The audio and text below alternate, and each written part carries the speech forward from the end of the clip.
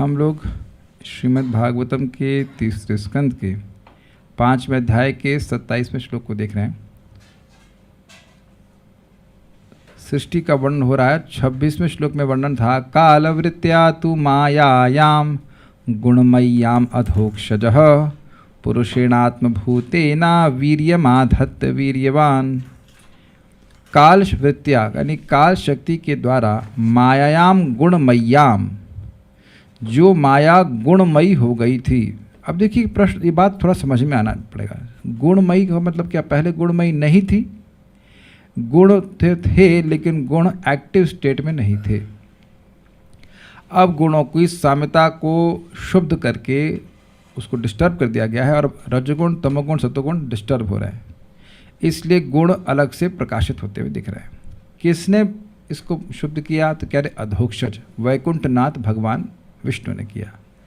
कैसे किया? तो कह रहे हैं पुरुषेणा आत्मभूतेना। आत्मभूत मतलब अपने स्वांश विस्तार पहले पुरुषावतार महाविष्णु के द्वारा किया।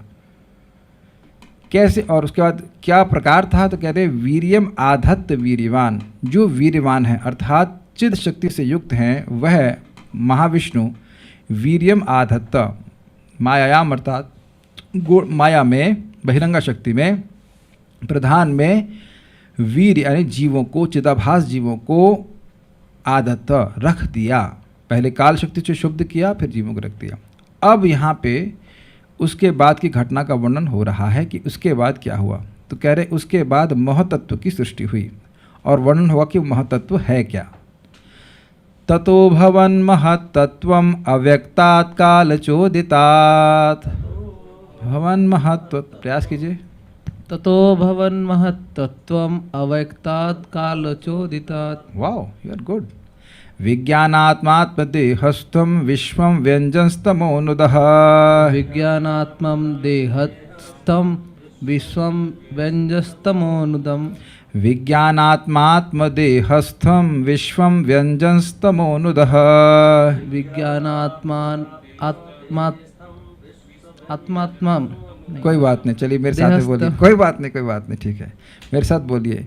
ततो भवन महतत्वम अव्यक्तात् कालचोदितात् विज्ञानात्मात्मदेहस्थं विश्वं व्यंजनस्तमोनुदः। ततो भवन महतत्वम अव्यक्तात् कालचोदितात् विज्ञानात्मात्मदेहस्थं विश्वं व्यंजनस्तमोनुदः। ततो भवन महतत्वम अव्यक्तात् कालचोदितात् विज्ञानात्मात्मदेहस्थं विश्वं व्यंजनस्तमोनुदः। सबकी बड़ी ज़रूरत है इस कार्यक्रम में। श्लोक पीछे से बोलने वाले की बहुत ज़रूरत है भाई, इसके बिना सेटिंग नहीं हो पाएगी। ठीक है,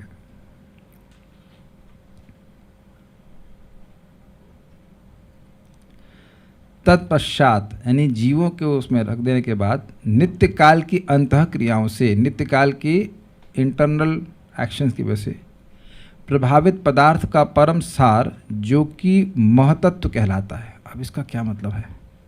पदार्थ का परम सार मतलब जो उसका बीज है। सारे पदार्थ कहाँ से प्रकट होते हैं?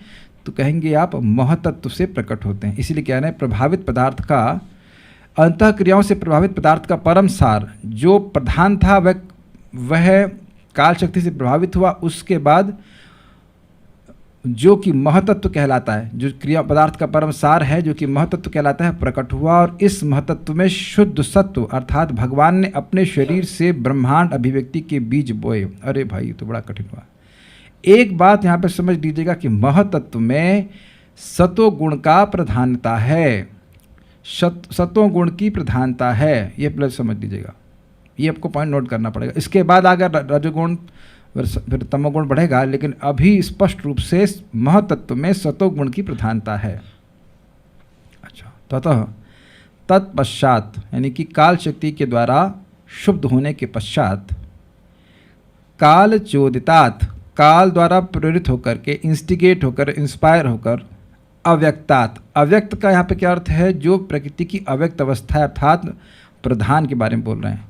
माया यानी प्रधान से, तमोनुदः अंधकार को नष्ट करने वाली। भाई प्रलय के समय अंधकार था कि नहीं था?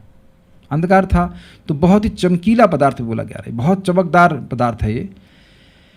विज्ञान आत्मा सत्वगुण प्रधान ज्ञान स्वरूप।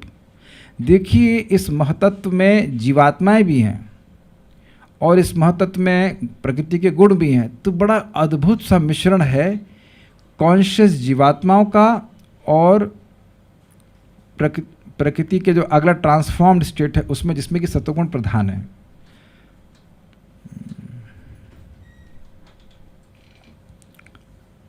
आप लोग बैठ जाइए क्योंकि मैं फोकस नहीं कर पाऊंगा। इट्स वेरी डिफिकल्ट टॉपिक, सो आप लोग बैठ जाइए, हिलिए के मत बहुत।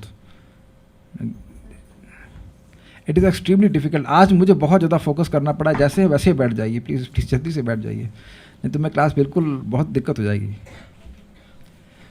तमोनुदः, तम को नाश करने वाली, तो जो प्रलयकालीन अंधकार था उसका नाश इस महतत्व ने किया और उसका गुण बता रहे हैं। तमोनुदः मतलब अंधकार का नाश करने वाला। विज्ञानात्मा मतलब ज्ञान स्वरूप। It is conscious, it is conscious. जबकि बात हो रही है महतत्व की, तो आप कहेंगे महतत्व तो पदार्थ है, तो पदार्थ कैसे कॉन्शियस हो जाएगा? जो मैं समझ पा रहा हूं कि देखिए पदार्थ तो कभी कॉन्शियस हो नहीं सकता है, लेकिन सतोगुण की प्रधानता है और इसमें जीवात्मा हैं, इस कारण से कॉन्शियसनेस बहुत ज़्यादा रिफ्लेक्ट हो रही है इसमें। इसी महतत्व को चक्रवर्तीपाद कहेंगे हमारे हृदय में वर्तमान चित्त से भी, चित्त को भी कहा जाता है, जो चित्त है ना, चेतोधर्म मार्जनम, अंतःकरण चित्त को भी महतत्व कहा जाता है। महतत्व का एक अंश चित्त के रूप में हमारे हृदय में विद्यमान है। ये सब बातें कही गई हैं, ज़्यादा नहीं समझ में आ रहा है, लेकिन इतनी बात समझ में आ रही कि it is border line between consciousness and matter. इतनी बात समझ में आ रही है। ऐसा महतत्वम अभवत, महतत्व नामक वस्तु प्रकट हुई। अब ये करता क्या है? तो कहते हैं तथा आत्मदेहस्थम, अपने देह में स्थित विश्वम व्यंजन। तो विश्वम व्यंजन का मतलब हुआ विश्व को प्रकट किया, लेकिन इसको समझाया गया किस प्रकार से? देखिए, विश्व को जिस प्रकार बीज अंकुरित होकर वृक्ष आदि के रूप में प्रकाशित होता है, उसकी ही भांति प्रकाशित किया। देखिए थोड़ा समझने का प्रयास कीजिए। जैसे कोई चने का बीज है, तो क्या उसमें एक चने का पेड़ है, लेकिन सूक्ष्म रूप में है। क्लियर? तो ये जो महतत्व है, ये महतत्व के संबंध में कहा जा रहा है कि आत्मदेहस्थम, जो अपने देह में स्थित, किसके देह में स्थित? महतत्व के देह में स्थित, उस विश्व को व्यंजन यानी प्रकाशित करने वाला है। जैसे कि चने के बीज के देह में एक चने का पेड़ स्थित है, बरगद के पेड़ के बीज में बरगद का पेड़ सूक्ष्म रूप से विद्यमान है। उसी प्रकार से महतत्व को आप पूरे जगत का बीज कह सकते हैं। तो पूरा जगत महतत्व में है, ये बात कही जा रही है। ये एक ब्रह्मांड के बारे में नहीं कहा जा रहा है, सारे ब्रह्मांडों के बारे में ये घटित होगा, क्योंकि प्रधान से सारे ब्रह्मांडों के अवयव आते हैं, सभी जीव उसमें आते हैं। ये कुछ जीव एक ब्रह्मांड में चले जाएंगे, कुछ जीव दूसरे ब्रह्मांड में चले, अलग अलग पोस्टिंग सबकी होगी। क्या यहाँ तक कुछ बात समझ में आ रही? तो कौन कौन से गुण इसके हैं? एक है तमोनुदः, अंधकार को यानी प्रलय के अंधकार को नष्ट करने वाला है। विज्ञान आत्मा अर्थात ज्ञान स्वरूप है। It has consciousness. लेकिन देखिए, यह नहीं सोचिएगा कि पदार्थ से कॉन्शियसनेस कभी भी आ सकती है। वो इसी कारण से है क्योंकि उसमें बद्ध जीव भी सम्मिश्रित हैं। देखिए, इसको ऐसे कैसे समझाऊं मैं, मतलब बहुत मुश्किल है ये टॉपिक समझना। पर इतना समझ लीजिए कि पदार्थ से चेतना कभी नहीं आ सकती है, लेकिन सतोगुण की प्रधानता होने के कारण वो जो चेतना जीवात्माओं की है वो ढकी हुई नहीं है, इसीलिए इसे विज्ञान आत्मा कह रहे हैं। बहुत टॉपिक ये चीज़ पे कुछ और ज़्यादा बोला भी नहीं गया है, इतनी बात समझाई जा रही है। It is border line between consciousness and matter. ये बोल रहा है। उसके बाद उसने और ये तो उसे स्वरूप नहीं कह सकते, लेकिन गुण बता रहे। कौन से गुण बता रहे हैं? एक स्वरूप बता रहे हैं कि स्वरूप क्या है? विज्ञान आत्मा है, विज्ञान स्वरूप है, और तटस्थ लक्षण है कि अंधकार का नाश करने वाला है और विश्व को प्रकाशित करने वाला है। ये दिखा इस तरह से। आकृति और प्रकृति को स्वरूप लक्षण कहते हैं। तो उसकी आकृति प्रकृति क्या है? ये विज्ञान आत्मा है, विज्ञान स्वरूप है।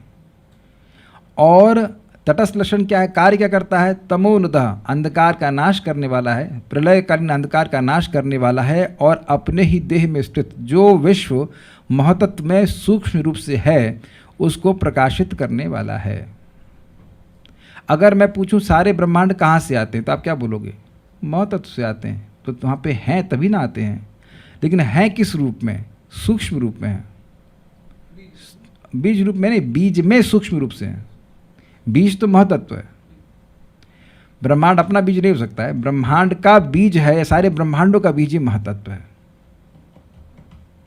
अब मैं अब क्या पूछूं कि क्या समझ में आ रहा है? ये तो कठिनाई हो रही। अंधकार जो प्रकृति जब प्रलय हो गई थी तब अंधकार था कि नहीं?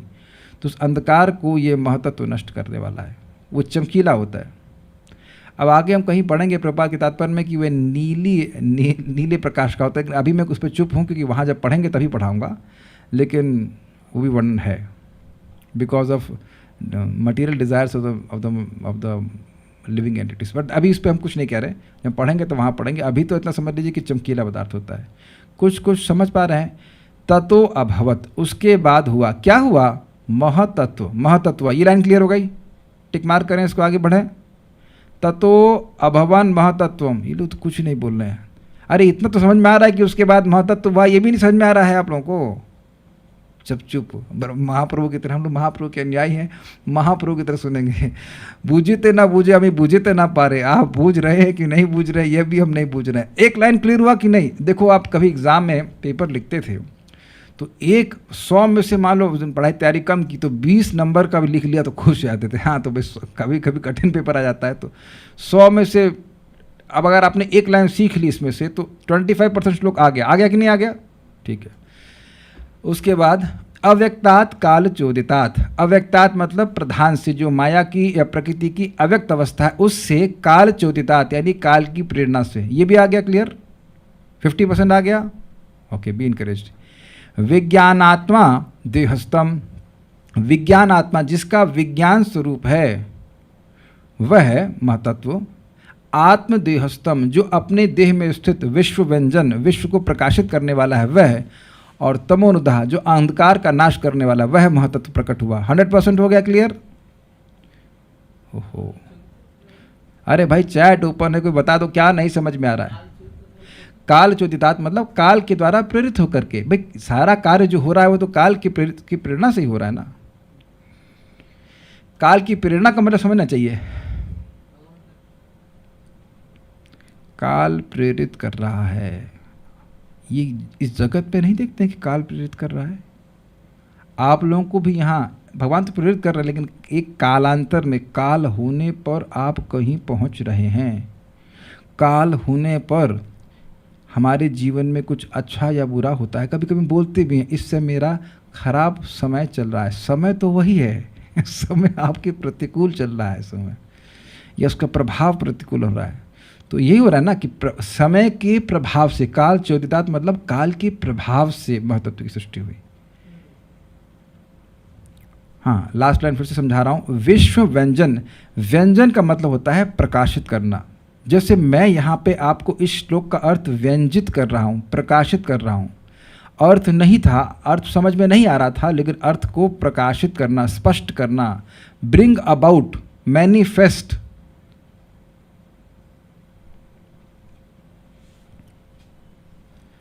एक भक्त कह रहे हैं कि शॉर्ट में श्लोक को समझाइए। अरे अभी तो शॉर्ट में ही समझा रहा हूँ अभी तो लॉन्ग में समझा ही नहीं रहा, शॉर्ट में समझा रहा हूँ कि देखिए भगवान ने काल शक्ति को से शुद्ध किया प्रधान को। उसके बाद, नहीं तो भैया नोट्स बना लो, लिख लो तो समझ आ जाएगा। काल शक्ति से का ईक्षण किया प्रधान पर। वो प्रधान क्या है? प्रकृति की अव्यक्त अवस्था, नॉन मैनिफेस्ट अवस्था जो प्रकट नहीं है। उसके द्वारा क्या हुआ? महतत्व की सृष्टि हुई। कैसे हुई? अव्यक्तात् काल चोदितात्। ये बड़ा इंटरेस्टिंग यूज़ है। देखिए, अव्यक्तात् शब्द पंचमी विभक्ति में, और पंचमी विभक्ति अपादान कारण है, सेपरेशन के अर्थ में होता है। जैसे वृक्षात् फलम पतन, नहीं, वृक्षात फलानि पतंती, वृक्ष से फल गिरते हैं, दूरी के अर्थ में इसको यूज कहता है। संस्कृत तो कभी कोई पढ़ नहीं रहा है तो क्या करें, लेकिन ये अब समझा रहे हैं, थोड़ा पढ़ा रहा हूं मैं। वृक्षात फलानि पतंती, वृक्ष से गिर रहे हैं ना, दूर हो रहे हैं ना, वृक्ष से फल गिर रहे हैं, तो दूरी के अर्थ में। अगर कहें वृक्षस्य फलम पतंती तो वृक्ष के फल गिर रहे हैं, लेकिन अगर आप वृक्षात कहते हैं तो वहां पे ये अर्थ सूचित हो रहा है कि वृक्ष से दूर हट रहे हैं।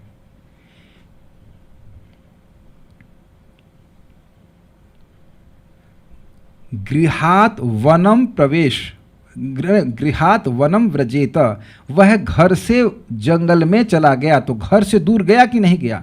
तो अब यहाँ अव्यक्तात मतलब माया से, यानी माया के जो अव्यक्त अवस्था है प्रधान से सेपरेट होकर, अलग होकर के महत्त्व सृष्टि हो रही है, उसी में नहीं बन जा रहा, उससे अलग हो रहा है, उस अर्थ में प्रकाशित करना है।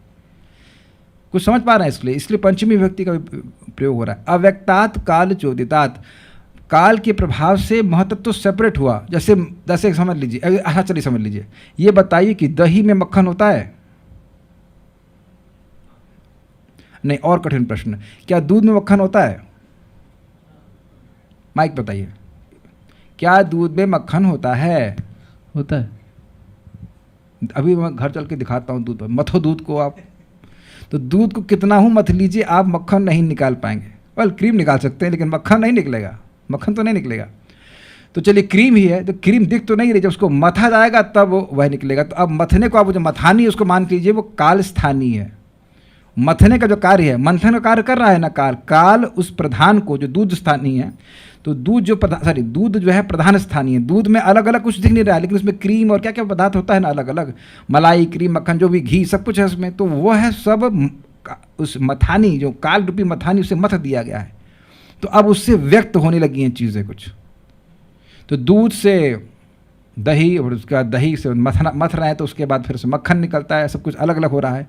तो कहने का उसी अर्थ से प्रधान से महतत्व आता है, लेकिन ऐसे ही नहीं आ जाता है, काल शक्ति के प्रभाव से आता है। ओके, तो फिर तो समझा रहा, ततो अभवन महतत्वम, फिर महतत्व हुआ। कहाँ से हुआ? तो कह रहे अव्यक्तात् काल चोदितात्, काल के प्रभाव से अव्यक्त से, यानी प्रकृति की अव्यक्त अवस्था जिसमें गुणों की साम्यता होती है, अर्थात प्रधान अवस्था से हुआ। वो क्या था, उसका स्वरूप क्या था? तो कहते हैं विज्ञानात्मा, वह विज्ञान स्वरूप था, वह ज्ञान स्वरूप था, क्योंकि सत्वगुण की प्रधानता थी उसमें। और क्या कार्य है? तो कहते हैं आत्मदेहस्थम विश्वम व्यंजन, वह अपने देह में स्थित, यानी अपने में स्थित, महतत्व की देह में स्थित जो ब्रह्म थे, क्षमा कीजिए, जो विश्व थे, अनेक अनेक ब्रह्मांड थे, उनको प्रकाशित करने का कार्य करता है। और तमोनदः, जो प्रलयकालीन अंधकार था उसको नाश करने वाला है। ये है शॉर्ट में। अब किसी को ना समझ में आओ तो हैंड रेस करना, जो आज पहली बार आया उसको नहीं समझ में आएगा तो वो हैंड नीचे रखेगा, लेकिन जो बाकी लोग को जो रेगुलरली सुन रहे हैं उनको नहीं समझ में आ रहा है तो बताइए। अगर मतलब किसी ने हाथ नहीं खड़ा किया है तो क्या कहते हैं, वो शांति सम्मति की सूचक है। Silence is a symptom of acknowledgement, कि आगे बढ़ा जाए। आगे कहो यार, ये तो ये तो होए, ये तो बाहे, आगे कहो यार। ठीक है, अच्छा अब सारा दोष मेरे पे मत डाल देना कि नहीं समझ में आ रहा है, क्योंकि दूसरे स्कंद में पढ़ा चुका हूँ, नई बात नहीं है, वही बात है। लेकिन अब आप और अभी घबराइएगा मत, और घबराइएगा, क्योंकि आगे और श्लोक आने वाले सृष्टि के, अभी तो स्टार्ट ही हुआ है।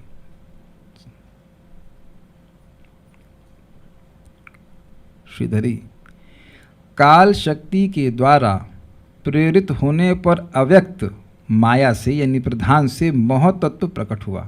अब देखिए बड़ा अद्भुत बात आ रही है। यहाँ पर तत्व पद का परित्याग करके विज्ञान आत्मा पद का प्रयोग किया गया है, इसलिए पुल्लिंग निर्देश किया गया है। इसका मतलब क्या है? महतत्व में से तत्व को हटा दीजिए, क्योंकि अहंकार तत्व भी होता है, सूत्र तत्व भी होता है, तो यह सब भौतिक तत्व है। लेकिन महत शब्द की व्याख्या हो रही है कि वो महत जो शब्द है वो क्या है? वह विज्ञानात्मा है। जैसे कि कोई एक व्यक्ति हो, भगवान को भी विज्ञानात्मा कहा जाता है, जिनका स्वरूप ही ज्ञान स्वरूप है। इस प्रकार से ऐसे वर्णन हो रहा है महत का कि मानो एक वो व्यक्ति हो, और इसीलिए वो बोल रहे हैं कि विश्व को प्रकाशित करने वाला, जैसे as if he is a person, मानो कि वह व्यक्ति, इसलिए वर्णन कर रहे हैं। अर्थात वह महान अज्ञान का नाशक विज्ञान स्वरूप था। अज्ञान का नाश विज्ञान से होता है, अगर ऐसे समझ लें, क्योंकि वह विज्ञान आत्मा है, विशेष ज्ञान रूप है, इसलिए वह ज्ञान का नाश करने वाला है। जैसे अगर मैं पूछूं कि क्या इस श्लोक के संबंध में आप अज्ञान रूपी अंधकार में थे, तो थे। अब जब इसका प्रबोध कराया जा रहा है तो आपको कुछ प्रकाश मिल रहा है कि नहीं मिल रहा है? अब समझ में आया? तो जो प्रलयकालीन अंधकार था, अज्ञान था, उसको इस विज्ञान आत्मा ने नष्ट कर दिया, तमोनुदः। तो क्या दिक्कत है? सत्व गुण की प्रधानता होने के कारण वह अपने भीतर विद्यमान संपूर्ण प्रपंच का प्रकाशक था। देखिए, बात इंपॉर्टेंट है। ऐसा नहीं है कि महतत्व में रजोगुण तमोगुण नहीं है, लेकिन उसकी प्रधानता, उसमें सत्वगुण की प्रधानता है, ये कह रहे हैं। हाँ, जिस तरह से फूले हुए बीज से वृक्ष रूप अंकुर प्रकट होता है, ये क्लियर हुआ? जैसे कि भाई चने का दाना रख दिया गया है, उसको जब वो कुछ काल के प्रभाव से उसमें अंकुर फूटेगा, तो उसके बाद वहाँ से धीरे धीरे करके पूरा पेड़ बन जाएगा। तो इससे सूचित हो रहा है कि जो जगत की सृष्टि है वो एकदम से नहीं हुई है, क्रम से हुई है, एक के बाद एक, एक के बाद एक। इसीलिए मैत्रेय मुनि कह रहे हैं क्रम से समझा रहा हूँ। अब देखिए, अगर क्रम से ना समझा, जब क्रम से समझाया जा रहा है तब कठिनाई है, और जब क्रम से ना समझाया जाए तब कितनी कठिनाई होगी। और यद्यपि आपको लग रहा है कि ये कठिन है, लेकिन ये सत्य है, इसलिए समझना आसान है। और जो साइंटिस्ट थ्योरी बता रहे हैं वो गलत ही बता रहे हैं, तो कभी वो तो उनको भी नहीं समझ में आ रही है। एटलीस्ट हमारे टीचर को तो समझ में आ रहा है। टीचर मतलब मैत्रेय मुनि, मैं अपनी बात नहीं कर रहा हूँ हम भी समझने का प्रयास कर रहे हैं कि क्या अर्थ है इसका। It's very difficult, but let's see how much we can understand. तमोनुदः, प्रकाशक होने के ही कारण महान अज्ञान का, एक मिनट, सतोगुण का कार्य ही होता है प्रकाशन करना, तमोगुण कार्य है अंधकार का कवरिंग नेचर, रजोगुण का कार्य है ऑब्स्क्यूरिंग नेचर। थोड़ा समझिए इस बात को, तीनों गुणों का कार्य समझेंगे तो बात समझ में आएगी कुछ। यहाँ कह रहे हैं विश्वम व्यंजन, विश्व को प्रकाशित किया। तो क्या इसका प्रकाशित मतलब, जैसे अंधकार में कोई चीज़ है और उस पर लाइट मार दी जाए। तो अब समझिए, तमोगुण में एक लक्षण है कि अधर्म को ही धर्म मानता है। तो इसका मतलब है कि व्यक्ति अंधकार में है, उसे नहीं पता कि वो कौन है, उसको नहीं पता कि धर्म क्या है। तो यानी कि वो कंफ्यूज नहीं है, उसे कुछ पता ही नहीं, वो अधर्म को ही धर्म मानता है। तो ये मानेंगे कि व्यक्ति अज्ञान में है, ठीक है। रजगुण में व्यक्ति यह निर्णय नहीं कर पाता है कि धर्म क्या है और अधर्म क्या है, यानी कि कुछ क्लैरिटी नहीं है, कम अंधकार है और कुछ क्लैरिटी नहीं है कि क्या धर्म है और क्या धर्म है। सतोगुण में व्यक्ति समझ पाता है चीज़ों को व्यवस्थित रूप से, यानी सतोगुण का कार्य ही है प्रकाशन करना, क्लैरिटी देना। क्या अब समझ में आ रहा है? देखिए, जब ये बातें सब बोली जाती हैं, जैसे सिंपल सी बात, क्या मैं देह हूं? तो अगर व्यक्ति बहुत तमोगुणी है तो वह इस बात को समझ ही नहीं पाएगा। हमारी बुआ जी थी, हैं सॉरी अभी तो मरी नहीं, तो एक बार उनको समझा रहे थे कि हम आत्मा हैं, तो कहते हैं हम आत्मा हैं, तुम तो हम कुछ है ही नहीं, हम तो कुछ है ही नहीं, हम तो कुछ। हमने कहा हमने ये नहीं कहा कि आप कुछ नहीं हैं, मैं जो आप नहीं हो मैं उसको इंगित कर रहा हूं। तो आप देखेंगे जो व्यक्ति घोर तमोगुण में है वह इस बात को थ्योरी में भी नहीं समझ पाएगा कि वह देह से पृथक आत्मा है। उसे पूछो कि क्या ये नाक हो तुम बोलते हो मेरी नाक, तुम ये तो नहीं कहते हो कि मैं नाक, मेरा लीवर, मेरा मेरा मेरा मेरा बोलते, तो भाई मेरा मतलब किसका? तो कम से कम जिसका थोड़ा सतोगुण है तो कुछ तो उसको क्लिक करे कि मैं देह से पृथक एक व्यक्ति हूँ। तो जब मैं देह से पृथक एक व्यक्ति हूँ तो केवल देह को पोषने से मेरा लाभ कैसे होने वाला है? नहीं होने वाला है। मैं स्कूटर पर चढ़कर आया हूँ, मैं स्कूटर नहीं हूँ।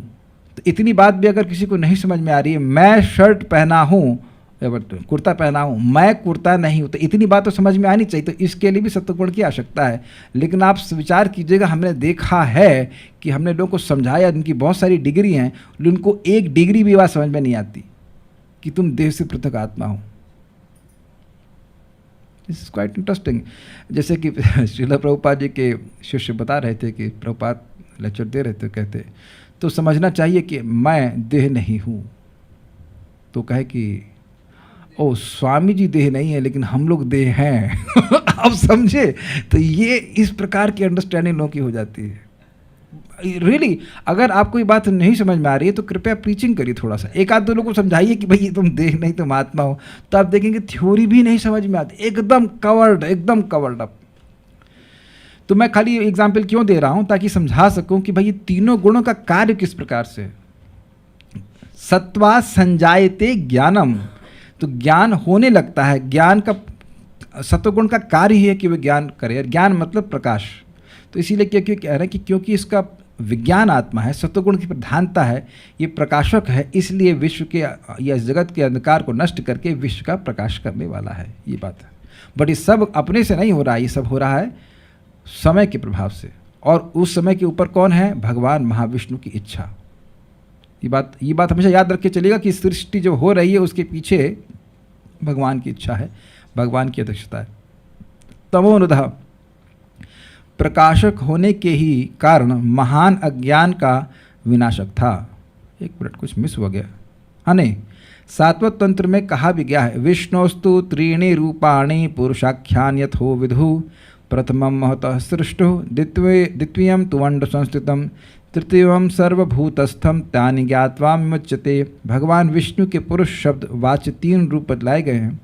उनका पहला रूप महतत्व का सृष्टा रूप है, दूसरा रूप ब्रह्मांड में स्थित है, और तीसरा सभी भूतों के भीतर अंतर्यामी रूप में विद्यमान है। भगवान विष्णु के इन 3 रूपों को जानने वाला पुरुष संसार चक्र से मुक्त हो जाता है। अब मुझे ये पूरी बात समझ में नहीं आ रही कि श्रीधर स्वामीपाद इस श्लोक को क्यों कोट कर रहे हैं। ये तो समझ में आ रहा है कि 3 प्रकार के विष्णु हैं, लेकिन एक बात जो समझ में आ रही है वो यह है कि इस श्लोक में जिस महतत्व की बात आ रही है, जो कि विश्व का प्रकाशक है, उसकी सृष्टि कौन करता है? महाविष्णु। ये बात समझ में आ रही है। तो अब यहाँ इसीलिए श्लोक को वो कोट कर रहा है कि ये महत्व की सृष्टि कौन किया? भगवान महाविष्णु। तो यानी कौन जगत की सृष्टि करता है? भगवान महाविष्णु। पदार्थ से जगत नहीं आया। तो जब जगत की उत्पत्ति करने वाले भगवान महाविष्णु हैं, तो सर्वोपरि नियामक विष्णु हैं, कृष्ण हैं, तो उनकी भक्ति करेगा तो मुक्त हो जाएगा। ये बात समझ में आती है। जो मैं समझ रहा हूँ कि इसी वजह से श्लोक को यहाँ पे कोट किया जा रहा है कि महतत्व की सृष्टि करने वाले भगवान है, और ये महतत्व इतना महान है कि ये विश्व की सृष्टि करने वाला है। तो इसके नियामक भगवान है, तो स्वाभाविक रूप से व्यक्ति भगवान की सेवा करेगा। जैसे कि हम गीता में सुनते, अहम सर्वस्व प्रभव मत्तः सर्वम प्रवर्तते इति मत्वा भजन्ते माम बुद्ध भाव समन्वितः। मुझसे ही सब कुछ आता है और मुझसे ही सब कुछ क्रियमाण है, यह समझकर जो बुद्धिमान लोग हैं वह मेरी सेवा प्रेम से करते हैं। Is it sinking in? ठीक है, आप लोग चुप हैं तो उसका मतलब समझ रहे हैं कि आप समझ रहे हैं, स्वीकार कर ले रहे हैं। ठीक है, कुछ बातें सुन लीजिए। सारार्थ दर्शनी, भगवान की शक्ति द्वारा चेतना के योग द्वारा घटित कार्य कारण के प्रभाव से प्रकट होने वाली माया के 23 भागों में महतत्व सर्वप्रथम प्रकट होता है, एवं काल द्वारा प्रेरित अव्यक्त अर्थात माया द्वारा काल के प्रभाव से सृष्टि हेतु आवश्यक परिवर्तन से होते हुए महतत्व की उत्पत्ति हुई। बड़ी लंबी लाइन हुई भाई। भगवान की शक्ति से क्या हुआ? प्रधान में जीवों को जोड़ा गया और गुणों में शोभ उत्पन्न किया गया। ये क्लियर? बद्ध जीव काल शक्ति प्रधान के अंदर चली गई और प्रधान में डिस्टर्बेंस उत्पन्न। जीवों ने डिस्टर्बेंस नहीं किया, जीव बेचारे सीधे साधे हैं, काल ने डिस्टर्बेंस किया। ठीक है, काल ही सारा डिस्टर्बेंस करता है। ठीक है, उसके द्वारा क्या हुआ? कार्य कारण रूपा माया के जो विभिन्न तत्व हैं उनका सृजन होने लगा। महतत्व का कारण क्या है? प्रधान। महतत्व किस का कार्य क्या है? सूत्र तत्व, उसके बाद और बहुत सारे तत्व आएंगे, फिर अहंकार। तो अब उसके बाद एक कार्य कारण के संबंध वाली तत्वों का निर्माण होने लगा। तामसिक अहंकार से फिर क्या आता है, भौतिक वो आकाश, फिर उसके बाद आकाश से वायु, वायु से अग्नि, अग्नि से जल, जल से पृथ्वी। इस प्रकार से कार्य कारण हो गया कि नहीं। और राजसिक अहंकार से इंद्रियाँ आती हैं, बुद्धि आती है। सात्विक अहंकार से मन और इंद्रियों के नियामक देवता आते हैं। तो आप देख रहे हैं कि इनमें कार्य कारण का संबंध है। तो उन तत्वों में सबसे पहले महतत्व की सृष्टि हुई। ये प्रकृति कार्य कारण रूपा है, इसका स्वरूप ही कार्य कारण के रूप में है। इस जगत में हर वस्तु में हम कार्य कारण का संबंध देखते हैं। Is it that difficult to understand? I don't think so it's that difficult. कई बार हम रिपीट कर चुके हैं, इस जगत में हर चीज़ कार्य कारण के संबंध में तो है ना। तो उसमें जो 23 तत्वों की सृष्टि हुई, उसमें सबसे पहले महतत्व की सृष्टि हुई, ये बात बोल रहे हैं। और वो कहाँ से हुआ? प्रधान से हुआ। अब देखिए, आज जो आपने सुना उसको मैं फिर रिपीट करूँगा। अगर पढ़ना समझना चाहते हैं तो आपको पढ़ना पड़ेगा उसको, और फिर अगर कुछ नहीं समझ में आया तब आप मेरे बात को मुझसे प्रश्न कर सकते हैं। नहीं तो अगर हम लोग वैसे पढ़ेंगे जैसे कि कभी कभी सब्जेक्ट में पढ़ते थे कि भाई इससे क्या है, तो पार कर रहा है, एग्ज़ाम में नंबर के लिए हम पढ़ लेंगे एग्ज़ाम के टाइम, तो फिर कठिनाई होगी। फिर उसके आपका भी एक्चुअली कोई अगर विद्यार्थी है तो उसका 75% कार्य होता है, टीचर 25% कार्य ही करता है। तो उसको पढ़ना होगा, समझना होगा, और नहीं तो कोई बात नहीं। लेकिन एक बड़ी रुचिकर बात बताऊं, जैसे अभी तक लीला आती रहती थी तो आप लोग बड़े प्रसन्नता से सुनते थे तो सुनने का परिश्रम वही है ना, लेकिन समझ में आता था तो अच्छा लगता था, है ना ये थोड़ा आप लोग का मन हल्का करने के लिए बोल रहा है। लेकिन अब जब समझ में नहीं आ रहा है तो सुनना बड़ा परिश्रम लग रहा है हम तो भक्तों को देख रहे हैं, देख के हमको हंसी आ रही है। एक भक्त ऐसे बैठे हुए, क्या फंस गए आज, कहाँ फंस गए। अभी तो सृष्टि में तो फंसे हैं सृष्टि में तो फंसे हुए हैं हम लोग। एक बहुत बड़ा फायदा है, अगर इस तत्व पे आप विचार करेंगे तो अपने को इस जगत से पृथक करने की क्षमता का निर्माण कर पाएंगे। This is a stage. इस जगत की सृष्टि हुई है, मैं शाश्वत हूँ, और चीज़ें काल के प्रभाव में सृष्टि होती जा रही हैं। एनिमेशन समझते हैं, it's like an animated movie. कुछ अपने को डिस्टेंस कर पा रहे हैं भौतिक जगत से, तो बार बार सृष्टि को सुन करके व्यक्ति थोड़ा समझ पाता है कि भाई ये तो सृष्ट जगत है। सृष्ट समझ रहे हैं, फील्डिंग लगाई गई है, ये फील्डिंग लगाई हुई हमारी तरफ। I am not belonging to this world, ये भावना बार बार आती है। चलिए हम आगे पढ़ते हैं। तत्व शब्द से रहित महत शब्द का वर्णन इस प्रकार से किया गया है। यह सत्व की प्रधानता से विज्ञान आत्मा अर्थात यह उत्तम ज्ञान का स्वरूप है, विशेष ज्ञान का स्वरूप है, एवं यह समस्त देहों में आंशिक रूप से चित्त के रूप में विद्यमान रहता है, यह अर्थ है। तो अब इसको थोड़ा थोड़ा आप समझ सकते हैं कि भाई महतत्व क्या है। उस महतत्व का ही थोड़ा सा पोर्शन आपके हृदय में, मेरे हृदय में चित्त के रूप में है। जैसे कि भाई अब घर में गैस का सिलेंडर तो है ही, तो अब जो गैस का स्टॉक है गवर्नमेंट के पास वो तो बहुत ज़्यादा है, लेकिन उसका एक अंश छोटा सा एक सिलेंडर के रूप में आपके घर में जिससे आप अपना खाना पकाते हैं। अब तो समझ में आ रहा है। तो उसी प्रकार से महतत्व, और वो सिलेंडर आपका है, वो हमारा सिलेंडर नहीं है। अग्रीड? एग्जाम्पल बोल रहा हूँ। तो अब महतत्व तो उसको बुद्धि तत्व भी कहते हैं, जो भी कहते हैं, बहुत बड़ा तत्व है, लेकिन उसमें उसका एक अंश हमारे हृदय में है, और उसको चित्त कहते हैं, जिसका आप समझते हैं थिंकिंग, फीलिंग, विलिंग इत्यादि सब कार्य होता है। यह कह रहे, उसका आप अनुभव इस प्रकार से करते हैं। महतत्व को आप ऐसे हलवे की तरह नहीं देख सकेंगे, लेकिन उसका अनुभव आप करते हो कि हमारा सभी का चित्त है। समझ रहे? थिंकिंग, फीलिंग, विलिंग ये सब सोचते हैं, करते हैं, उस रूप में आप उसको महतत्व को समझेंगे। अगर आप भगवद गीता का वह श्लोक देखेंगे 7वें अध्याय का, भूमि रापो नलो वायु खम मनो बुद्धिरे वच अहंकारम इति में भिन्ना प्रकृति रष्टथा, तो यद्यपि वहाँ पे आपको 8 दिख रहे हैं, लेकिन वहाँ 24 गिनाए गए हैं टीकाओं में। तो अगर आप उसको वहाँ जाकर रेफर करेंगे तो वहाँ पे महतत्व और प्रधान वो सब जो उसमें जोड़ा गया है, वहाँ पे आप देख लीजिएगा उसको। ठीक है। जिस प्रकार बीज अंकुरित होता है और फिर वृक्ष के रूप में प्रकट होता है, उसी की भांति यह अपने देह में स्थित विश्व को व्यंजन अर्थात प्रकाशित करता है तथा यह तमोनुदह अर्थात प्रलय के कारण उत्पन्न अज्ञान के अंधकार को दूर करता है। अब एक बात थोड़ा समझिए, आप कहेंगे कि भाई ये चित्त तो सूक्ष्म शरीर हम सुनते हैं, इस सूक्ष्म चीज़ से स्थूल का निर्माण कैसे हो जाता है? तो यही तो सृष्टि में हो ही रहा है, यही तो सृष्टि में हो ही रहा है, सूक्ष्म चीज़ से स्थूल का निर्माण हो रहा है। वैसे भी यह तो आप स्वीकार करेंगे ही, सदा तद्भाव भाविता, जैसा हमारा सूक्ष्म शरीर है वैसा ही हमारा स्थूल शरीर होता है, ये स्वीकार है। अगर खराब व्यक्ति कार्य करता है, तमोगुणी कार्य करता है, तो वह निम्न योनि में जाता है। तो यह तो हम देख ही रहे हैं कि हमारा सूक्ष्म शरीर हमारे स्थूल शरीर पर प्रभावित करता है। बल्कि यहाँ भी आप देखेंगे किसी का चित्त बहुत डाउन है, दुखी है, तो उसके चेहरे पर मान चल जाता है कि भाई क्या बात है, तुम्हारा चेहरा इतना उतरा हुआ क्यों लग रहा है। केवल मन से शरीर पर प्रभाव पड़ता ही है, ये आप समझते हैं इस बात को। तो कुछ थोड़ा समझने का प्रयास कीजिए कि यद्यपि ये सब तत्व सूक्ष्म है, लेकिन इसमें सारी स्थूल वस्तुएं अंदर विद्यमान है और काल के प्रभाव से आगे प्रकट होती चली जाती है।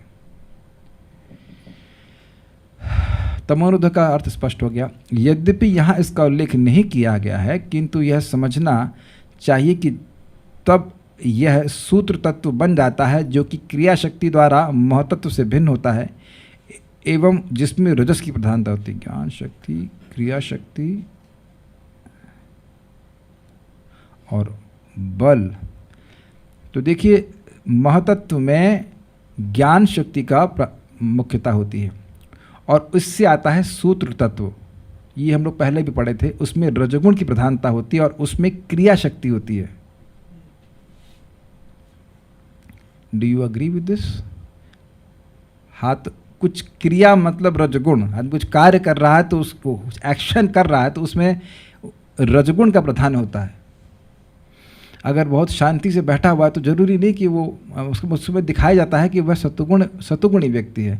जो बहुत डिस्टर्ब व्यक्ति है, इधर से उधर भाग रहा है, उधर से उधर भाग रहा है, तो वह दिखा रहा है कि इसमें रजगुण का प्रधानता है। तो कह रहे हैं इसके बाद आता है सूत्र तत्व और फिर आगे सृष्टि होती है, फिर अहंकार आदि आता है। मैं प्रयास करूंगा कि कल एक बार फिर से वो हमने कुछ पहले बनाए थे, we can find help, some flow chart बनाए थे, वो हम दिखाएंगे तो शायद आपको और अधिक समझ में आएगा। तात्पर्य यहाँ पे चक्रवर्ती पाद क्यों कह रहे हैं? क्योंकि देखिए इससे पहले दूसरे स्कंद में जब सृष्टि का वर्णन आया था तो उसमें बताया गया था कि महतत्व से सूत्र तत्व फिर आगे सृष्टि होती है। तो कह रहे हैं यद्यपि यहाँ नहीं बताया गया है, फिर भी आपको ग्रहण करना होगा कि महतत्व के बाद सूत्र तत्व की सृष्टि हुई।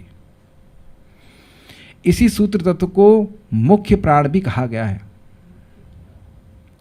वो प्राण उसी के अंश हमारे शरीर में विद्यमान रहता है जो हमारे शरीर को क्रियान्वित करता है। तात्पर्य काल क्रम से गर्भित भौतिक शक्ति मतलब जिसमें जीवों को गर्भस्थ किया गया था और जिसमें काल शक्ति का क्षोभ किया गया था। काल क्रम से गर्भित भौतिक शक्ति सर्वप्रथम संपूर्ण भौतिक अवयवों के रूप में प्रकट हुई। और ये सारे भौतिक अवयव कहाँ थे? इंग्रेडिएंट्स कहाँ थे? उसी प्रधान महतत्व में थे। इसीलिए महतत्व को वृक्ष का पूरे विश्व का बीज कहा गया है। फलित होने में हर वस्तु अपना समय लेती है, अतएव काल चोदितात, काल द्वारा प्रभावित शब्द का यहाँ पर प्रयोग हुआ। इसका मतलब क्या है? इसका मतलब ये है कि एक सेकंड में सृष्टि नहीं हुई, धीरे धीरे काल के प्रभाव से हुई। नेक्स्ट, महतत्व संपूर्ण चेतना है क्योंकि इसका एक अंश हरेक में बुद्धि के रूप में प्रदर्शित होता है। तो कहने का आशय यह है कि अगर सभी की बुद्धि को, सभी के चित्त को एक साथ इकट्ठा कर दें तो उसको महतत्व कहा जाएगा। महतत्व परम पुरुष की परम चेतना से सीधे जुड़ा है, फिर भी यह पदार्थ के रूप में प्रतीत होता है। अब मैंने आपको यही बोला था कि ये अद्भुत है, इसको ऐसे थोड़ा समझिए, आगे क्लियर होगा। जो शुद्ध चित्त है वह महतत्व है, ये सुना आपने। अब इसके गुणों को थोड़ा सुन लीजिए आप। शुद्ध चित्त के गुण हैं, एक है अविकारित्वम, एक है स्वच्छत्वम, एक अविकारित्वम और एक और है, उसका संस्कृत भूल गया मैं, लेकिन थोड़ा इसको समझेंगे तो समझ में आ जाएगा। स्वच्छत्वम का मतलब है भगवत बिंब ग्राहित्वम, भगवान के रिफ्लेक्शन को पकड़ने की शक्ति इसमें है। यानी इसका संबंध भगवान से है, तभी तो भगवान को पकड़ पा रहा है। इसको इस पॉइंट को पकड़िए। हमारा चित्त, हमारे हृदय में भगवान है, यस, लेकिन भगवान, जो हमारा चित्त है वह दूषित होने के कारण भगवान के स्वरूप को हमें नहीं दिखा रहा है। ये समझ में आता है, ये स्वीकार है। तो एक बड़ा स्पष्ट बात है कि इससे अगर रजोगुण तमोगुण का प्रभाव नष्ट होगा तो ये चित्त रूपी दर्पण भगवान को हमें दिखाएगा। तो यानी कि इसका संबंध भगवान से है कि नहीं है? सबको समझ में आ रहा है कि नहीं आ रहा है? लेकिन अब ये अपने आप में कॉन्शियस नहीं है, संबंध भगवान से है। क्या संबंध है? भगवत बिंब ग्राहित्वम, भगवान के रिफ्लेक्शन को ये पकड़ सकता है। इसी बात को भगवान ने गीता में कहा, परमात्मा समाहितः जितात्मनः प्रशांतस्य परमात्मा समाहितः। जिसका मन जीत लिया गया है, जिसने अपने मन को भोगों से खींच लिया है, वह व्यक्ति परमात्मा को समाहिता, परमात्मा को पकड़ लिया है। बहुत सुंदर, भगवान की कृपा से मैं एक्सप्लेनेशन कुछ में समझ में आ रहा है, इसलिए समझा रहा हूँ आपको। यद्यपि चित्त पदार्थ ही है, सूक्ष्म पदार्थ है, लेकिन इसका संबंध भगवान से क्या है? तो भक्त ने बता दिया, स्वच्छत्वम, ट्रांसपेरेंसी के गुण है। यानी कि यह भगवान के स्वरूप को, भगवान के ज्ञान, भगवान के रिफ्लेक्शन को हमें दिखा पाता है। तो रिफ्लेक्शन दिखा पा रहा है, इसका मतलब है कि भगवान से संबंध है ना। अगर भगवान से संबंध है ही नहीं तो वह हमें दिखा क्यों पाता? अच्छा ये बताइए कि क्या ये जो कैमरा है जिसको मैं यूज़ कर रहा हूँ, उसका मुझसे संबंध है या नहीं है? ओके, क्या ये कॉन्शियस है? नहीं है। मैं कॉन्शियस हूँ, तो मेरे ही रिफ्लेक्शन को आप देख पा रहे हो इस कैमरे के माध्यम से। ये एक मिरर है कि नहीं? है कि नहीं? अब थोड़ा गेम खेलिए, करताल को सामने ले आइए इसके। मान लीजिए अगर ये ले आए तो अब मैं नहीं दिखूंगा आपको, बस 1 सेकंड क्लिक करना, बहुत देर नहीं, वीडियो खराब हो जाएगा। हाँ, अभी दिख रहा है? नहीं दिख रहा ना? अब हटाइए, धीरे धीरे करो, कुछ नहीं करना आता आपको, धीरे धीरे करना। तो जैसे जैसे ये आवरण हटेगा तो यह हमें दिखाने लगेगा, जो यहाँ पे पीछे व्यक्ति बैठा बोल रहा है। क्या ये बात समझ पा रहे हैं? तो भगवान हृदय में हैं और उनको हम चित्त रूपी दर्पण के द्वारा देख पाते हैं। तो चित्त रूपी दर्पण का संबंध भगवान से हुआ कि नहीं हुआ, ये क्लियर हुआ कि नहीं? अब इतना भी नहीं समझ में आ रहा है? पराठे के बारे में तो नहीं सोच रहे जो सेकने 8:30 बजे? Think about this matter, bring your mind in this conscious and this Bhagavatam. क्या ये समझ में आ रहा है कि नहीं आ रहा? दर्पण का, हृदय रूपी दर्पण का संबंध भगवान से है कि नहीं है? हृदय साफ होगा तो भगवान दिखेंगे कि नहीं दिखेंगे? इसीलिए तो हरे कृष्णा कर रहे हैं, चेतो दर्पण मार्जनम। क्लियर? तो अब अगर इधर भगवान होते ही नहीं, भगवान का संबंध होता ही नहीं, तो फिर चाहे कितना ही साफ करते रहिए दिखाई नहीं पड़ेगा। अब एक मिनट रुकना, आप क्या दिखाई पड़ रहा है आप लोगों को? समझ में आया कि नहीं? अगर मैं यहाँ हूँ ही नहीं तो कैमरा चाहे कितना भी आपका साफ हो, कुछ नहीं दिखेगा। तो भगवान हैं और इस चित्त का, इस महतत्व का संबंध भगवान से है। Is it okay? अब इससे अधिक मैं नहीं समझा सकता। तो हाँ, में 3 गुण समझ लीजिए, स्वच्छत्वम, अविकारित्वम और शांतत्वम।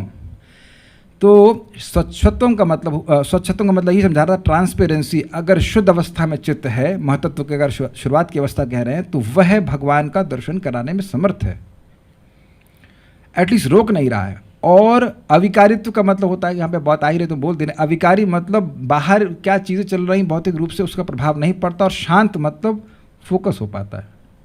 तो अब हम यहाँ इसको बात समझा रहे थे कि कैसे महतत्व हमारे हृदय में कैसे प्रकट हो रहा है, चित्त के रूप में।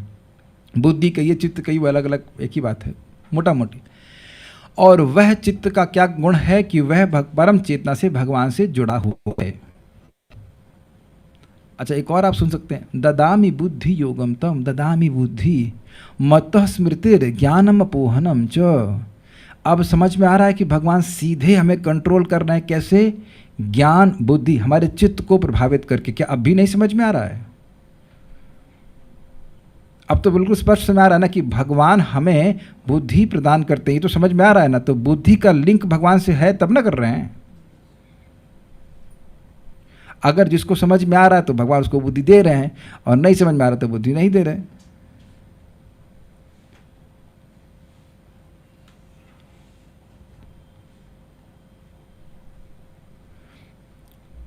एक भक्त कह रहे इतनी आसानी से नहीं हटेगा ना प्रभु जी आवरण, इतनी आसानी से ही हटेगा, ये भागवत सुनने से ही होगा। प्रविष्ट कर्ण रंधेना स्वानाम भाव सरोरुहम धुनोति शमलम कृष्णा सिलस्य था शरत। ये बताइए कि आपको सुनाई, इंटरेस्टिंग बात है, आपको सुनाई तो पड़ रहा है ना सब कुछ मैं जो बोल रहा हूँ। मैं पॉलिटिक्स की बात कर रहा हूँ कि मैं इजराइल और पालस्तीन के युद्ध की बात कर रहा हूँ, कि रशिया पर वटेवर उक्रेन के युद्ध की बात कर रहा हूँ, कि भागवत की बात कर रहा हूँ। तो इतना तो सब निर्णय कर सकते हैं कि हम भागवत की बात कर रहे हैं। तो ये सुन रहा है व्यक्ति तो पवित्र हो रहा है। What to talk of understanding it. अब हो क्या रहा है, जितना चित्त हमारा पवित्र होगा सुनते रहने से, जप करने से, प्रसाद ग्रहण करने से, तो सूक्ष्म होता चला जाएगा और बातें समझ में आएंगी। क्यों कठिनाई होती है? क्योंकि सुबह से गीता क्लास के बाद कोई सूक्ष्म तत्व पे विचार किया नहीं है, मौका ही नहीं दिया जाता है कि नहीं? सत्यम प्रभु को झूठ तो नहीं बोल रहा हूँ मैं। सुबह से शाम तक कोई बात होती ही नहीं इस तरह की, तो ये सब बातों पे विचार करने से बातें समझ में आती हैं। बट इट्स ओके, इतनी बात समझ में आ रही कि भगवान अच्छा चलिए समझिए, माया हमको हमारी बुद्धि के द्वारा नियंत्रित करती है। एक्सेप्टेड? क्लियर? जाओ वहाँ जाकर के रसगुल्ला खाओ, ये करो वो करो। तो अब मैं इसी को चेंज कर दूँ, भगवान हमें हमारी बुद्धि के द्वारा हमको नियंत्रित करते हैं। इस समय आप क्लास में आए तो भगवान ने बुद्धि दी ना कि ये महत्वपूर्ण, जाओ जाके करो। बहुत से लोग कुछ और बुद्धि दे रहे हैं, ये दिख रहा है। तो ये दिख रहा है कि बुद्धि का सीधा संबंध भगवान से है। It's like a button by which he controls us. ईश्वर सर्वभूतानां हृदयेश अर्जुन तिष्ठति। अच्छा उसको देख लीजिए आप, तेषाम एवं कर्मार्थम अहम अज्ञानजम तमः नाश्यामि आत्मभावस्तो ज्ञान दीपेन भास्वता। जो भक्त भगवान के श्रवण कीर्तन में लगते हैं, भगवान कहते हैं उन पर अनुकंपा करने के लिए, तेषाम एवानुकंपार्थम अहम अज्ञानजम तमः, मैं अज्ञान से उत्पन्न अंधकार को नष्ट करता हूँ। नाशयामी आत्मभावस्तु, मैं उनके आत्मभाव में स्थित होकर, तो आत्मभाव का अर्थ लेकर था बुद्धि वृत्ति में स्थित होकर के उसको नष्ट करता हूँ। तो समझ गए वहाँ पे शुद्ध बुद्धि प्रदान करने के लिए। शुद्ध बुद्धि का मतलब अंधकार का नाश करने वाली, जो गीता के श्लोक में लिखा है वो यहाँ पे लिखा हुआ है, नई बात नहीं कही जा रही है। तो शुद्ध बुद्धि का संपर्क भगवान से है, और शुद्ध बुद्धि का संपर्क सीधे भगवान से होने लगता है। इसलिए कह रहे महतत्व परम पुरुष की परम चेतना से सीधे जुड़ा है। पूरी बड़ी बात ना समझ में आ रही हो तो अपने स्तर पे तो बात समझ में आ रही है ना। गवर्नमेंट के पास कितना गैस का स्टॉक है समझ में नहीं आ रहा है, लेकिन आपके पास कितना बड़ा सिलेंडर है, कितना भारी है, कम में समझ में आ रहा है कि नहीं आ रहा है? तो उससे समझ लेना चाहिए कि हमारा चित्त जो है वो भगवान से लिंक्ड है। अब अगर जितना पवित्र होगा उतना बात भगवान की और अधिक समझ में आएगी। फिर भी यह पदार्थ के रूप में प्रतीत होता है। तो ये बिल्कुल स्पष्ट है, हमारा चित्त पदार्थ रूप में प्रतीत होता है, लेकिन वह उसका संबंध भगवान से जो कि चिद वस्तु है। महत्व तत्व अपना शुद्ध चेतना का प्रतिबिंब समस्त सृष्टि की अंकुरण स्थली है। महतत्व अथवा शुद्ध चेतना का प्रतिबिंब समस्त सृष्टि की अंकुरण स्थली है। यह रजगुण से थोड़ा सा मिश्रित शुद्ध सत्व है, अतएव यहीं से गतिशीलता उत्पन्न होती है। तो उसमें रजगुण भी है और शुद्ध सत्व भी है। एक्चुअली शुद्ध सत्व तो कभी मिश्रित नहीं होता है, लेकिन सत्वगुण मिक्स्ड विद रजगुण होता है। चित्त को महतत्व से इंगित कर रहे हैं, महतत्व को चित्त से इंगित कर रहे हैं। महतत्व क्या है? चित्त। इस तरह से बोल रहे हैं प्रभु, ये तो चित्त इंस्ट्रूमेंट की तरह फॉर गॉड रियलाइजेशन। हाँ तो भाई संबंध है ना भगवान से। देखिए वहाँ की बात आप नहीं समझ पा रहे जो सृष्टि में हुई, लेकिन अपने चित्त की बात तो समझ पा रहे हैं ना कि हमारे चित्त का संबंध भगवान से है डायरेक्टली। तो यद्यपि चित्त मैटर है, मतलब कह सकते हैं इसको कंटैमिनेटेड कॉन्शियसनेस भी कह सकते हैं, लेकिन ये पदार्थ जैसा प्रतीत होता है, इसीलिए प्रपात कर रहे हैं। इसका संबंध भगवान से है, फिर भी ये पदार्थ से प्रतीत होता हुआ, पदार्थ जैसा प्रतीत होता है, जैसा प्रतीत होता है। बस इतना बात बोल रहे हैं ना। चिदाभास इज जीव शक्ति, नॉट महतत्व। ठीक है, तो कुछ समझाने का मैंने प्रयास किया, आगे हम उसको कल कुछ पूछ रहे हैं, बोलिए। हरे कृष्ण प्रभु जी। प्रभु जी, महातत्व बनने के पश्चात भी प्रधान का कुछ अंश बचा हुआ यस यस, प्रधान की सत्ता रहती है, लेकिन फिर भी महतत्व की सृष्टि होती है। जैसे ऐसे समझिए कि हम लोग आटा निकालते हैं रोटी बनाने के लिए, तो एक इंटरेस्टिंग एग्जाम्पल आ रहा है, रोटी आटे में है कि नहीं है? अरे आटे से रोटी प्रकाशित होती है, लेकिन उस आटे का थोड़ा भाग ले लेते हैं, उसको डिस्टर्ब करते हैं, उसमें पानी मिलाते हैं, उसमें नमक मिलाते हैं और कुछ कुछ मिलाते हैं और फिर उससे रोटियां बनाते हैं, लेकिन फिर भी आटे का स्टॉक तो रहता है ना वहाँ पे। तो प्रधान का स्टॉक हमेशा बना रहता है, प्रधान कभी नष्ट नहीं होता। ऐसा नहीं कि सारे प्रधान को महतत्व में कन्वर्ट करने की जरूरत है। क्या प्रमाण है? प्रमाण हमने दूसरे स्कंद में सुना था कि ब्रह्मांड के आवरण है, उसमें सेकेंड लास्ट आवरण था महतत्व का और लास्ट आवरण था प्रधान का, अगर आपको याद हो तो प्रधान नष्ट नहीं होता है, ऐसा नहीं है, प्रधान नष्ट नहीं होता है। और भी कुछ पूछ रहे हैं? महतत्व का पहले नामोच्चारण से यह अभेद नाश हो जाता है क्या? अविद्या, पहले नामोच्चारण से ही ये अविद्या नाश हो जाता है। देखिए, ऐसा शास्त्र कहता तो जरूर है, लेकिन ऐसा प्राय हमारे संग होता नहीं है, क्योंकि हमारे अपराध होते हैं। तो आप प्रश्न कहेंगे कि अपराध कब किए? तो देखिए, अपराध केवल एक जन्म के नहीं होते हैं।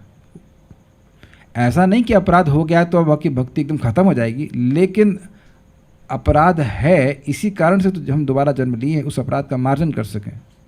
तो we are continuing with our previous backup से कहना चाहिए। पिछले जन्म का भी अपराध हो सकता है, नहीं तो अगर निरपराधिक रूप से एक नाम भी लिया जाए तो सब खत्म होकर के भगवान के पास चला जाएगा व्यक्ति, सारी अविद्या विद्या खत्म हो जाएगी। ये आप चक्रवर्ती पाद की टीका में समझाते हैं अच्छी तरह से। Not nothing to be disheartened, जिन लोगों का आप अपराध है, हमारा है, तो वह भक्ति करें, भक्ति के द्वारा बार बार अभ्यास करेंगे तो अपराध नष्ट होगा, चित्त का मार्जन धीरे धीरे हो जाएगा। एक बार में नहीं होता, अगर एक बार में हो गया होता, मैं ये नहीं कह रहा हूँ कि नहीं हो सकता, लेकिन अगर एक बार में हो गया होता तो क्या ये आप प्रश्न करते? क्या आप उस बात को समझे? अगर अविद्या का नाश एक ही बार में हो गया होता तो आप ये प्रश्न ही नहीं कर रहे होते। जैसे भोजन, प्रभु जी भोजन कर लेने से क्या पेट भर जाता है? ये कभी कोई प्रश्न करता है? क्योंकि भोजन करने से आपको अनुभव हो ही जाता है कि पेट भर जाता है, लेकिन आप जानते हैं कि एक कौर में नहीं भरता। दूसरी बात, मान लो अविद्या निवृत्त हो भी गई आपकी, तब भी नाम उच्चारण किया जाता है। बहुत ध्यान से सुन लीजिए, नाम हम बार बार क्यों बोल रहे हैं? जिनके अपराध हैं उनके अपराध का भंजन करने के लिए, नष्ट करने के लिए, और जिनके अपराध नहीं हैं उनका प्रेम बढ़ाने के लिए। तो ये तो इंटरनल प्रोसेस है। अगर मान लीजिए अविद्या से निवृत्त हो भी गए तुरंत, तब भी प्रेम बढ़ाने के लिए नाम करते ही जाना है। हरे कृष्णा कृष्णा कृष्णा हरे हरे, हरे राम राम राम हरे हरे।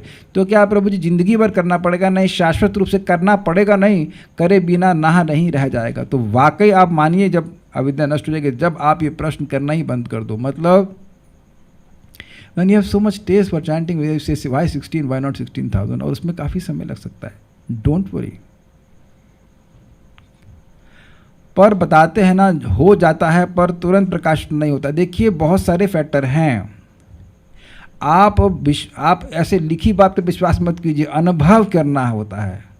मैं यह नहीं कह रहा हूँ कि जो लिखा है वह गलत है, मैंने यह नहीं कहा, but you need to experience it. You cannot be satisfied simply by writing. Is it okay? आपको स्वयं अपने हृदय में अनुभव करना होगा कि अविद्या का नाश हो गया है, और उसका नाश हो रहा है। इसका प्रमाण यह है कि मटेरियल टॉपिक्स बोरिंग लगते हैं।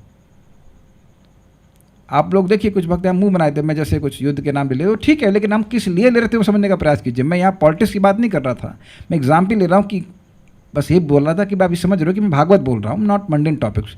The point is, mundane topics या भौतिक चीज़ें, भौतिक इंद्रिय तृप्ति बोरिंग लग रही हैं, उसमें नीरसता आ रही है। ये दिखा रहा है कि अविद्या का ह्रास हो रहा है, क्योंकि अविद्या ही हमको इस भ्रम में डाल देती है कि भोग करके हम, या किसी प्रकार का सेंस ग्रेटिफिकेशन करके हम सुखी हो रहे हैं। तो आपको दिखने लगता है अरे इसमें तो सुख है नहीं, तो बहुत बोरिंग है। जैसे जिस व्यक्ति को सांप ने डसा हुआ है, उसको नीम कड़वा नहीं मीठा लगता है, तो अब अगर उसको वो कड़वा लगना शुरू हो गया, इसका मतलब है कि जहर उतर रहा है क्रमशः, और मीठी चीज़ें अच्छी लगने लग गई, तो इसका मतलब है कि हाँ वह ठीक हो रहा है। तो ये ग्रेजुअल प्रोसेस है। तो मोस्ट ऑफ द केसेस में ऐसा नहीं होता है कि तुरंत सारे अपराध समाप्त होकर व्यक्ति भगवान की प्राप्ति कर ले, ऐसा होता नहीं है। इसीलिए सब लोग को एक प्रक्रिया को स्वीकार करना होता है। ठीक है। सुखाय कर्माणि से ये वाला श्लोक कैसे रिलेटेड है? आग आपको इस तरह से स्वीकार करना होगा। देखिए, सुख के प्रयास के लोग इस जगत में प्रयास कर रहे हैं, लेकिन मिल रहा है दुख।